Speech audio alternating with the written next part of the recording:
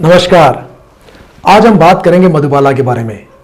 जैसा कि आप सब जानते हैं कि मधुबाला बाला की खूबसूरत थीं, उसके साथ साथ एक बहुत बेहतरीन वो अदाकारा भी थीं।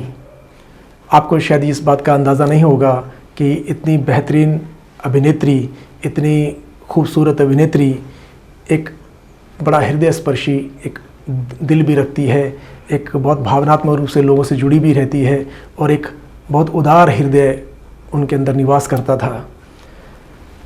उन्हीं इसी उदारता का एक परिचय है कि 1950 में एक लार्ज मूवमेंट हुआ ईस्ट बंगाल से, यानी ये जो बांग्लादेश का इलाका है वहाँ से लाखों की तादाद में शरणार्थी हिंदुस्तान की तरफ आ रहे थे और वो बहुत ही दयनीय स्थिति में थे, बड़ी ही प्रॉब्लम में थे, बहुत स्ट्रगल कर रहे थे यहाँ पे रहने के लिए, खाने पीने के लिए। तो उस समय बहुत बड़ी समस्याओं से वो सब जूझ रहे थे। उनकी समस्याओं को देखते हुए, उनकी मर्मस्पर्शी कहानियाँ पढ़कर मधुबाला ने बॉम्बे स्टेट, जिसको पहले महाराष्ट्र का बॉम्बे स्टेट नाम हुआ करता था, तो बॉम्बे स्टेट के होम मिनिस्टर उस समय जो तत्कालीन थे श्री मोरारजी देसाई, जो आगे चलकर भारत के प्रधानमंत्री बने, उनको उन्होंने 50,000 का डोनेशन 17 अगस्त 1950 को अपनी मेंटोर के साथ, यानी सुशीला रानी पटेल, जो उनकी इंग्लिश की टीचर भी थी, उनके साथ उन्होंने को हैंड ओवर किया। ये जो चेक था, ये उसमें उन्होंने ये मेंशन किया कि मेरी अब तक की जितनी भी बचत है वो मैक्सिमम बचत मैं इस कार्य हेतु दे रही हूँ, इस डोनेशन हेतु दे रही हूँ। बॉम्बे इंडस्ट्री में, फिल्म इंडस्ट्री में इस तरह की ये पहली घटना थी जब इतनी बड़ी अमाउंट, इतना बड़ा डोनेशन किसी सोशल या एक चैरिटेबल कॉज के लिए दिया जा रहा था, एक आपदा के नाम पे दिया जा रहा था।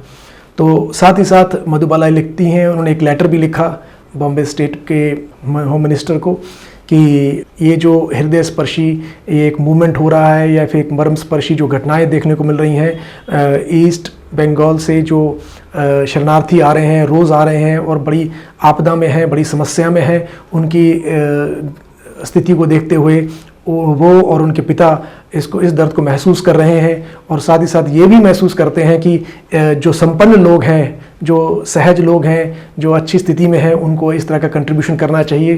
तथा साथ ही साथ उन्होंने यह भी कहा कि आप चाहें तो इस अमाउंट को अगर किसी और काम में भी, इसके साथ साथ किसी और काम में भी खर्च करना चाहें तो वो भी आप कर सकते हैं। तो इस तरह करके उन्होंने एक डोनेशन की रकम दी। 50,000 रुपये की रकम उस ज़माने में बहुत हुआ करती थी। ये बात चल रही है 1950 की। 17 अगस्त 1950 को 50,000 की अपनी जोड़ी हुई तमाम रकम, अपनी बचत की हुई तमाम रकम को एक इस तरह के सोशल कॉज में, इस तरह की एक आपदा में मधुबाला द्वारा खर्च करना, उन डोनेशन देना और एक बहुत अच्छा एग्जाम्पल पेश करता है। और इस पहलू को, इस तथ्य को बहुत ही कम लोग जानते होंगे कि इतनी बेहतरीन अदाकारा के साथ साथ वो इतनी संवेदनशील थीं, इतनी भावनात्मक रूप से जुड़ी हुई थीं और दूसरों के दर्द को, तकलीफ़ को अच्छे से समझती थीं। तो इसके जवाब में होम मिनिस्टर थे मोरारजी देसाई साहब, उन्होंने भी एक 18 अगस्त को उनके और उनके पिता को बहुत धन्यवाद दिया इस लेटर के माध्यम से। मधुबाला जो थी, अपनी एक मेंटोर, जो उनकी सहेली भी थी और मेंटर भी थी, सुशीला रानी पटेल, उनको अपने साथ ले गई और ये सुशीला रानी पटेल से ही उन्होंने विधिवत रूप से अंग्रेज़ी की शिक्षा ली थी। क्योंकि आपको पता होगा कि मधुबाला जो हैं, उन्होंने कोई फॉर्मल एजुकेशन नहीं ली थी, कभी स्कूल नहीं गई थी।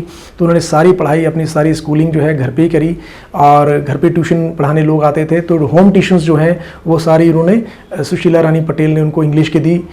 तो इस तरह हमने देखा कि मधुबाला जो हैं वो न केवल एक बहुत खूबसूरत अदाकारा थी, खूबसूरत महिला थी, साथ ही साथ एक बहुत ही खूबसूरत हृदय रखती थी, संवेदनशील हृदय रखती थी, जो दूसरों को आहत देखकर, दूसरों को तकलीफ़ में देखकर उनकी मदद के लिए आगे आती थीं और इसी तरीके से वो आगे बढ़ती रहीं।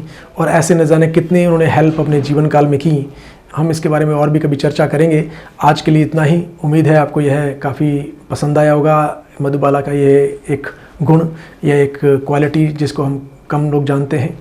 और इस तरीके की और कुछ हस्तियों के बारे में, कुछ और बेहतरीन किस्से हम आगे भी साझा करेंगे, शेयर करेंगे। तब तक के लिए बहुत बहुत धन्यवाद। नमस्कार।